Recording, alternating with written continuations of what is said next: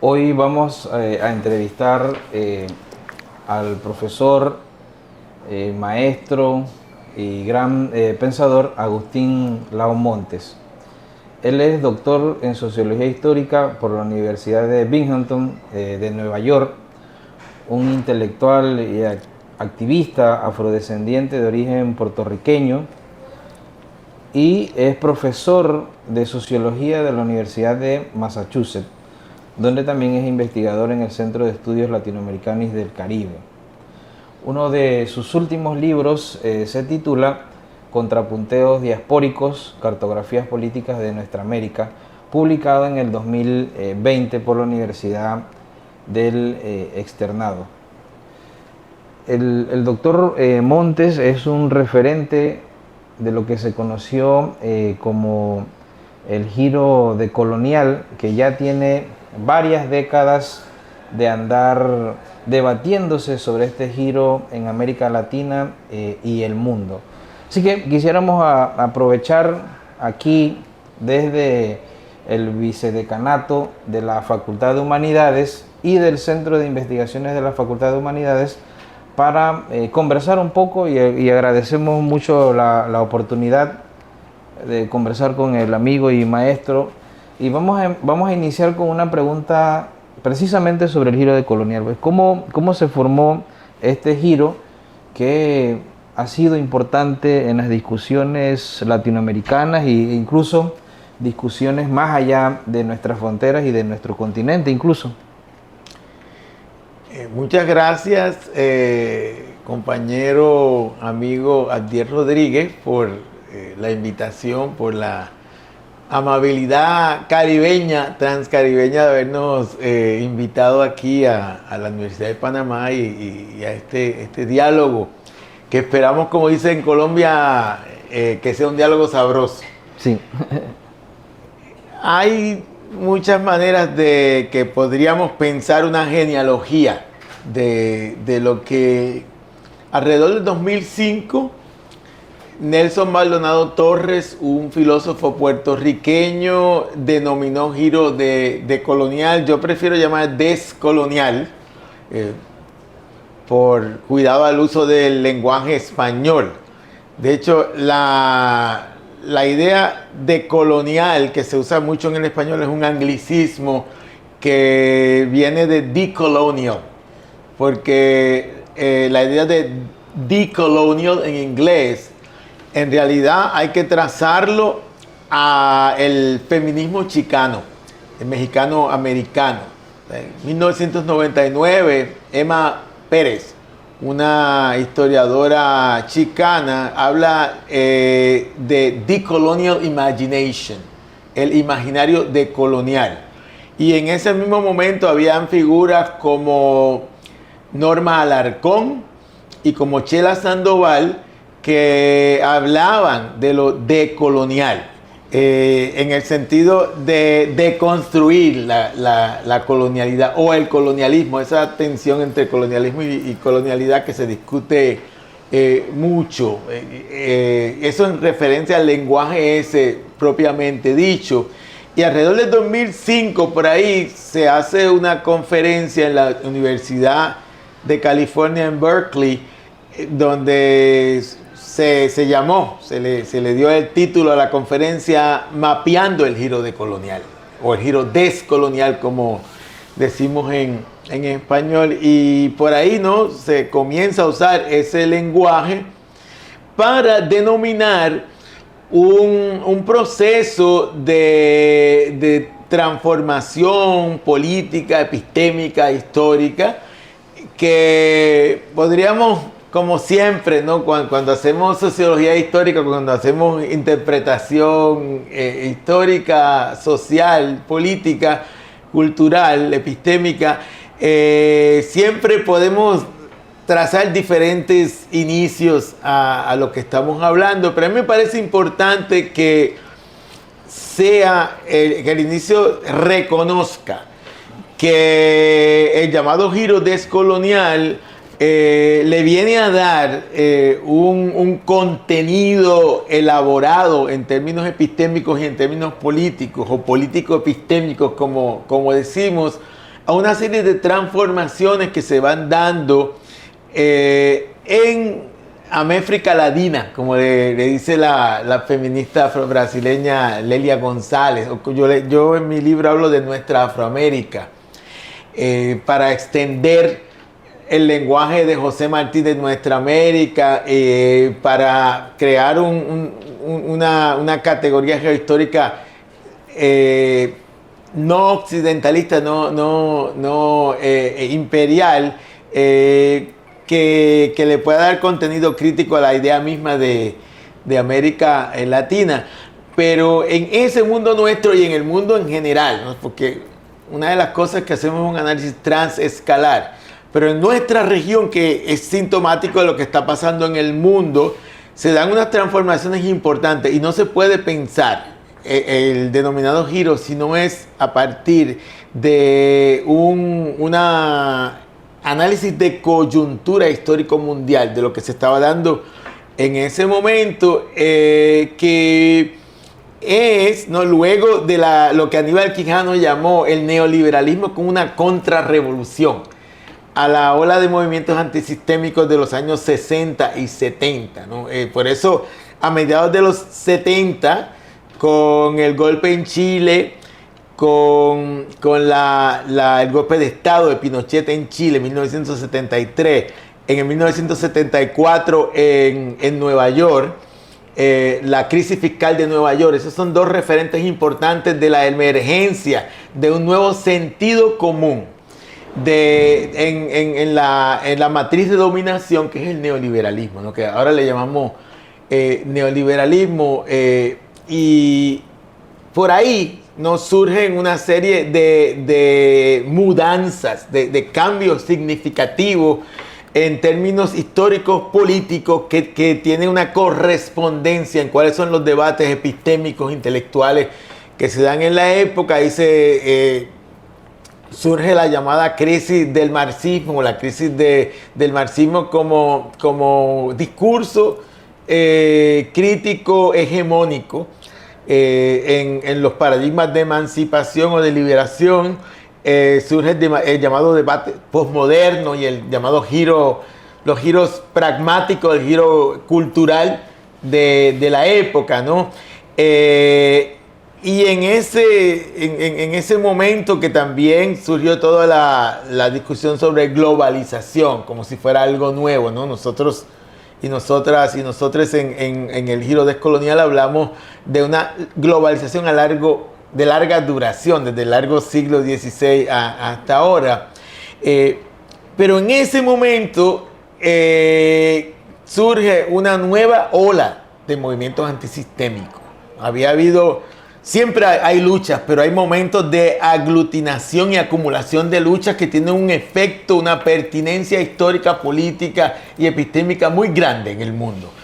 Y en ese momento de emergencia, de una gran acumulación de luchas en contra de los efectos del neoliberalismo, ¿no?, de esa nueva gran estrategia del imperio y del capital, es que hay que ubicar el llamado giro descolonial, ¿no? No me voy a extender hablando de los otros giros y cómo se dan esos debates, pero es en ese momento que una de sus instancias, de los momentos particulares que tienen más algidez, es el Caracazo, en el 1998, ¿no? El levantamiento zapatista en el 1994, el levantamiento indígena en el Ecuador en el 1990, ¿no? Entonces tú ves que hay la emergencia de una nueva constelación de luchas, de movimientos que van configurando un nuevo sentido común contrahegemónico, ¿no? Una manera de entender la matriz de dominación, una manera de conformar una cultura política o una serie de culturas políticas de resistencia, pero más de resistencia o resistencia, como le llamamos ahora, siguiendo la pauta del pueblo Mixnach en Colombia, surge una nueva serie de sujetos históricos al relieve, sujetos que siempre estuvieron ahí, los sujetos indígenas, los sujetos negros, afrodescendientes, unas nuevas formas de feminismo que tocaban más en lo popular. Y hay una serie de también eventos importantes que son sintomáticos de esa emergencia. En el 1992, la campaña continental de resistencia indígena, negra y popular, ¿no?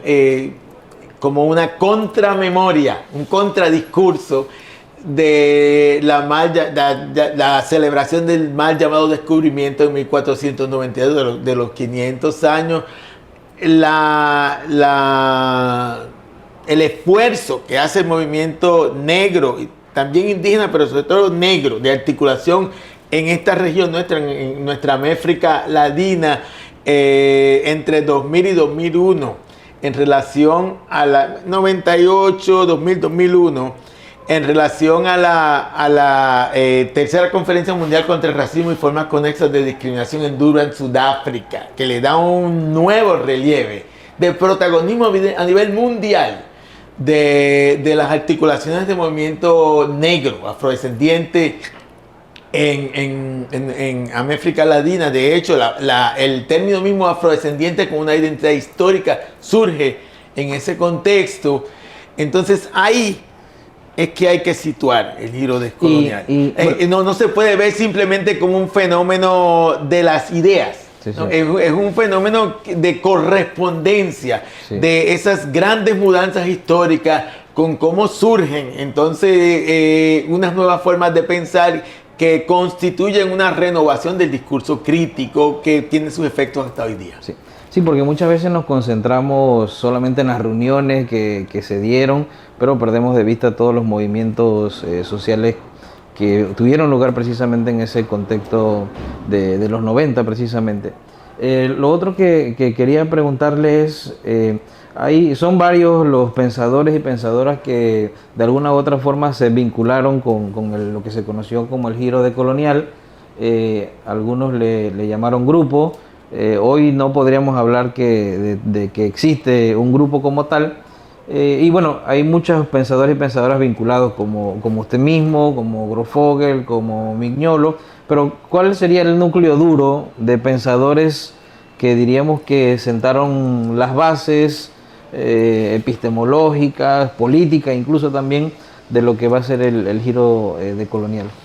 Sí, ahí yo creo, o sea, cuando ya entramos más en concreto, sí. Cómo pensamos una historia, de cómo se fue estructurando una comunidad crítica, una comunidad de intelectuales activistas. Creo que es importante reconocer la coincidencia en la Universidad del Estado de Nueva York en Binghamton, un departamento de sociología histórica activista que fue creado. Y voy a extender un poco, espero que no sea problema que extienda un poco la respuesta, porque me parece que hay muchas cosas que no se dicen, que se asumen, ¿no? Que si una reunión en Binghamton en el 98, que si las reuniones en Ecuador, en la Universidad Andina Simón Bolívar, otra etcétera. En Colombia. Pero esa historia a través de las reuniones verdaderamente no tiene fondo analítico y no histórico, ¿no? Y es importante saber por qué ocurrieron en esos lugares y qué es lo que hay en esos lugares. En el caso de Binghamton, Immanuel Wallerstein y Terence Hopkins, que fueron los creadores del programa graduado de doctorado en sociología en Binghamton. En el 1968 hubo una huelga muy importante. O sea, que sabes que el trascendental año del 1968 para la historia mundial. Una de sus referentes, como Tlatelolco en México, la masacre, como la huelga general de estudiantes y trabajadores en París, la primavera de Praga, etc. En la Universidad de Columbia University, en Nueva York, hubo un repertorio de acción que da una pauta mundial en el momento, que es la ocupación de edificios. De hecho, uno de los grandes líderes era un puertorriqueño que se llama Juan González, que es uno de las personas que dirige ese importante programa de radio y televisión que es Democracy Now! Juan era uno de los dirigentes de Students for Democratic Society y uno de los líderes de una organización muy importante puertorriqueña, el Partido de los Young Lords. Y ese esfuerzo estudiantil, de huelga estudiantil, de ocupación de edificios, que tuvo resonancia a nivel mundial, ocurrió en muchos otros lugares, eso. Los estudiantes escogieron a 2 profesores que fueran la gente que eran portavoces con ellos durante la huelga, y fue Immanuel Wallerstein y Terence Hopkins. Ellos renunciaron, tenían permanencia en la universidad, renunciaron, se fueron, y 2 años después fundaron el departamento en Binghamton. Entonces, es un departamento activista donde pasaron gente como Walter Rodney, el tan importante intelectual de Guyana, ¿no? Que también estuvo en África, que fue asesinado, se sabe por una bomba que por mediación de la CIA en 1980. Era profesor allí, en una modalidad de profesor en Binghamton que se llama, creo que todavía existe, adjunto internacional. Aníbal Quijano era adjunto internacional ahí también. O sea, intelectuales activistas de calibre mundial estaban ahí con un activismo real. Por ejemplo, el activismo de Foro Social Mundial. Wallerstein, la gran figura, ¿no? que fue director del Braudel Center, que se creó allí. Grofogel era profesor allí, yo era estudiante de doctorado allí. Kelvin Santiago Valle, puertorriqueño, también profesor allí. Todos coincidimos, ¿no? en que la colonialidad del poder es una categoría central para repensar la modernidad misma. Eso constituye una profunda mudanza, estoy hablando como portugués que vengo de Brasil, mudanza, un cambio en la manera que vemos la modernidad, ¿no? Esa es la gran contribución de Aníbal Quijano. Y claro, el análisis del capitalismo racial, ahí estaba Cedric Robinson, de marxismo negro, fue profesor allá en Binghamton también. Entonces ahí coincide una manera de entender la modernidad como inscrita por la colonialidad misma en su centro, no el colonialismo, sino la colonialidad como un atributo central. La colonialidad como esas formas de dominación, ¿no? De dominación racial, de género, sexual, de clase, que constituyen la base misma de lo que es la modernidad. Esa es la manera en la cual entendemos la sociología histórica, entendemos cómo analizar la modernidad, y también con una vocación profundamente política siempre. Esa es la comunidad político-epistémica de Binghamton, y ahí es que se da la primera conferencia en 1998. Luego se dieron en la Universidad Andina Simón Bolívar, en Venezuela, que la organizó Edgardo Lander, en otros lugares, ¿no? Pero esa reunión de esas figuras que estaban pensando de una manera afín, y que claro, eso tiene una larga historia, no es que vinieron 2 o 3 genios y pensaron de manera similar de un día para otro. Están esa historicidad que hablábamos anteriormente, inmediata, pero también está toda una larga tradición, ¿no? En el caso de América Latina podemos hablar de Sergio Bagú en los años 40, podemos hablar de la generación de dependentistas, de donde está Quijano y Dussel, que son 2 de las grandes figuras.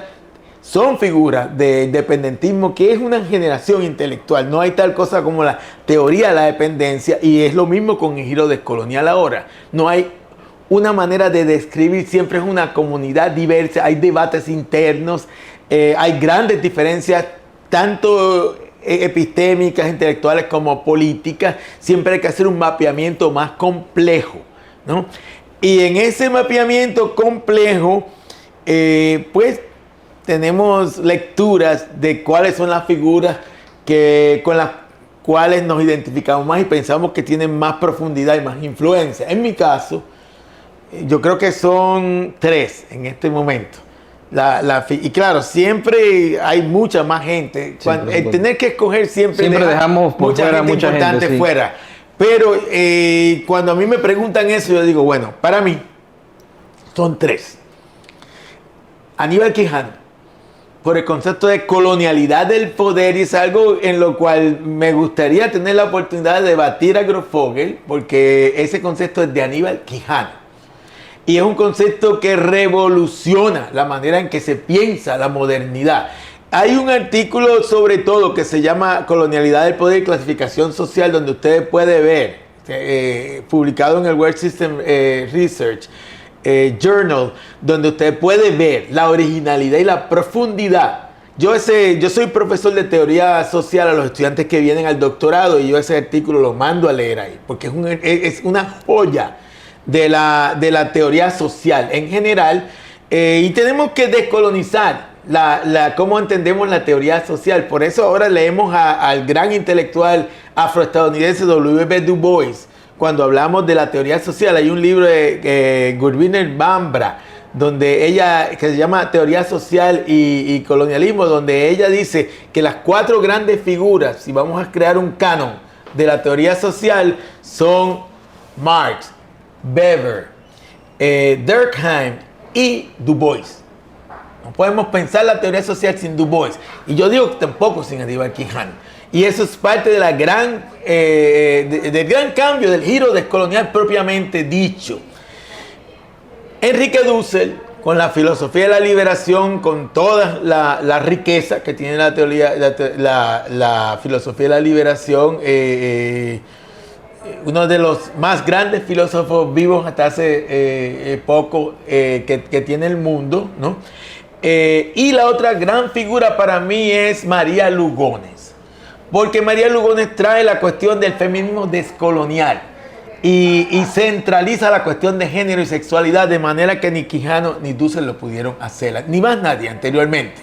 Eso se lo debemos a María Lugones. Y claro, ahora eso habla de todo un continente dentro del giro descolonial, que es muy importante, que hay figuras para mí las más importantes en este momento como Chico Uriel, Yudelquis Espinosa, Betty Ruth Lozano, que es el feminismo negro descolonial, que entonces le da otros matices y profundizan y hacen más complejo y más concreto todo el proyecto.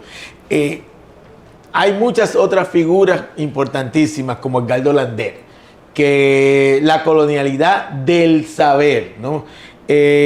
Quijano, el conocimiento siempre ha estado ahí, pero y a veces yo lo pongo como poder saber, un poco jugando la nomenclatura de Foucault, pero Lander trae esa cuestión y trae la cuestión ecológica, la conciencia ecológica, que también la trae Arturo Escobar. Sí. Y claro, Arturo Escobar en el día de hoy pues ya tiene otras dimensiones, que es el giro ontológico, exacto. Que me parece a mí que uno no se puede quedar en el giro descolonial, porque entonces se convierte en un dogma y se convierte en como decía Hugo Zimmermann, pensamiento parametral, que pierde el carácter crítico y creativo de lo que debe ser el conocimiento crítico. Aprovechando eso, también el giro decolonial entró como una especie de moda, o sea, que se puso de moda, y entonces eso hace que se pierda precisamente esa analítica crítica. En base a eso, bueno, primero que si comparte que hay cierta moda, que se puso de moda eso, y segundo, si es así, ¿qué tendríamos que hacer para nuevamente regresar o tener ese enfoque crítico que realmente le da sentido al giro decolonial hoy? Sí, para mí esa es una pregunta clave, una de las más importantes. Lo primero es mantener el carácter eminentemente político el giro descolonial. para mí, fíjate, yo siempre menciono una reunión que no está, usualmente no está en la memoria oficial de lo que es el giro decolonial. En el 2006, el Foro Social Mundial fue en Caracas. En el 2005 fue en Porto Alegre. De hecho, el de Porto Alegre fue importantísimo. Para mí fue un momento clave, un momento de profunda importancia, de afinidad, de correspondencia entre lo que estábamos planteando más en las reuniones de corte más académico, con lo que estaba ocurriendo en lo político, en los movimientos, en las luchas. En Porto Alegre, en el 2005, en el Foro Social Mundial, hubo alrededor de 350,000 personas. Y tuvimos eso era a través de carpas, ¿no? Tuvimos una carpa que habían como 1,000 personas en esa carpa. Cuando hicimos presentación, presentó Quijano, presentó Dussel, presentó Boaventura de Sosa Santos, presentó Catherine Walsh, Nelson Maldonado. Agrofokker nunca lo vi en un foro social mundial, no sé si llegó a asistir, pero nunca lo vi en uno de ellos. Y la respuesta dinámica, o sea, eso no fue, claro, el Foro Social Mundial no era un lugar de presentaciones académicas, era un lugar de diálogo. Y la instancia más dinámica, más vibrante, con más pertinencia política inmediata, fue lo que se llamaba la Asamblea de los Movimientos Sociales, ¿no? Y nosotros participamos en la Asamblea de los Movimientos Sociales. De hecho, en la invasión de Irán, que ya estaba prevista, en el Foro Social Mundial de Porto Alegre, en la Asamblea de Movimientos Sociales, se planearon acciones alrededor del mundo, en alrededor de 20 ciudades del mundo. Habíamos millones de personas marchando, eso fue planeado como 2 meses antes en el Foro Social Mundial. O sea, esa es la importancia de ese espacio, que fue el Foro Social Mundial, que ya no es, o ya no tiene esa importancia tan grande como la tuvo en su momento, pero en el 2005, en el 2006 sí. Y ahí fue que se hizo patente, de la manera en que yo lo veo en mi memoria de esas experiencias que tuvimos, que lo que se estaba planteando en el giro descolonial, las ideas, los análisis, las propuestas, correspondían a los cambios que se estaban dando en las subjetividades políticas, en los movimientos sociales antisistémicos, como dice la categoría que acuñó Wallerstein, Arrighi y Hopkins, que la adoptamos y la redefinimos. Esa constelación de luchas antisistémicas, ¿no?, se correspondían a nuestro análisis de la matriz de poder, y por eso apelaba a estos sujetos históricos, ¿no? Y por eso ahí había una correspondencia, y por eso no éramos simplemente personas que estábamos planteando ideas, sino que éramos parte de un movimiento antisistémico. Y en la medida en la que seamos parte del movimiento antisistémico, va a ser relevante y va a ser importante el giro descolonial. En la medida en que no lo seamos y nos convertamos en academicistas o simplemente en asesores de los gobiernos, etcétera, entonces eso va a perder ese carácter crítico, ese radicalismo transformativo.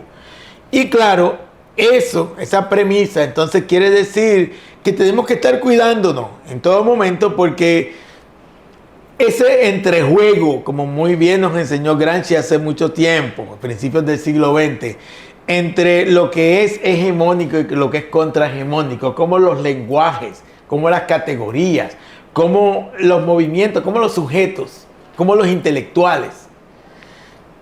Podemos simplemente pasar de ser contrahegemónicos para construir una hegemonía radical transformativa. Podemos también muy fácilmente poder ser parte de las nuevas formas de dominación. Y nos tenemos que cuidar en todo momento, y por eso el lenguaje hay que ser sospechoso de él. No podemos dejar que el lenguaje sea anquilosado, ¿no? Hay que ver cómo se van invirtiendo de carácter crítico las categorías, y muchas veces las perdemos y hay que inventar otras. Entonces tenemos que tener una cierta vigilancia epistémica con lo descolonial, sobre todo ahora que se está para importar una categoría del idioma inglés mainstreaming. Se está convirtiendo en una moda. Y con mucha frecuencia se esgrime ese lenguaje, inclusive el reclamar ser parte de esa tradición de una manera que ya no tiene el carácter crítico, radical y transformativo, de liberación. Por eso ese concepto de liberación de Dussel, que liberación no solamente liberarse de, sino liberarse para. Sí. Que nos nutre constantemente. Bueno, para terminar, para aquellas personas que se inician en este posicionamiento que llamamos giro decolonial, díganos ¿qué libros nos recomienda? Unos 3 libros, 5 libros que nos recomiende que son fundamentales, y con esto terminaríamos. Ah, wow. esa es la pregunta más difícil. Mira, yo creo que la colonialidad del saber, sí, de Gardo Lander, yo creo que la edición de Claxo, con la excelente introducción de Danilo Clímaco, de las obras de Aníbal Quijano,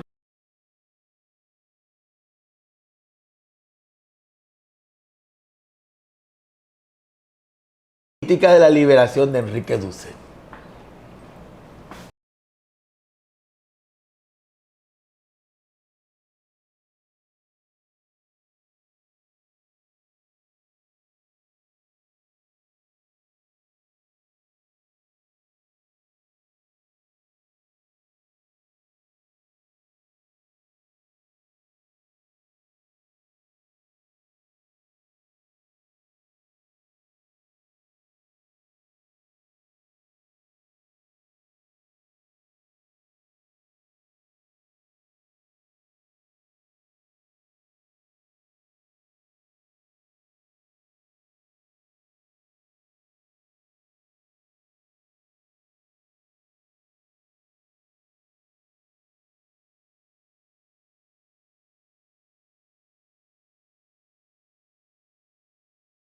Listo. Bueno, muchas gracias por esta hermano, conversación.